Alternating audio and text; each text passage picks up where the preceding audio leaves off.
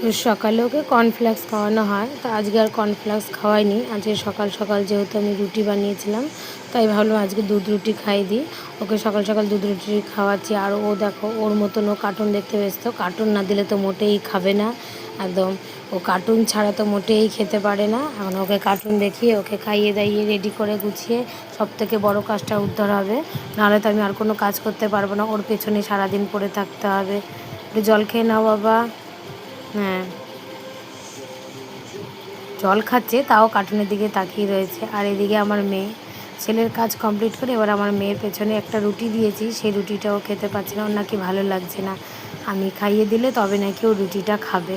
তাও রুটিটা আমি দেখো খাইয়ে দিয়েছি। এখন বসে বসে মাংস খেতে, মাংস খেতে ভালো লাগে। হ্যাঁ, খুব ভালো লাগে, মাংসটা ফেলতে ইচ্ছা করে না, না?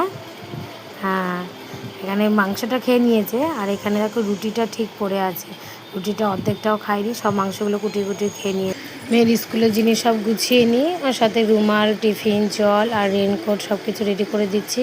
তো তোমরা অবশ্যই জানিও বন্ধু, এরকম কে আছো আমার মতন একা হাতে একসাথে দুজনকে সামলাতে হয়। আমি তো একা, আমি একা হাতে সবাইকে সামলাতে হয়।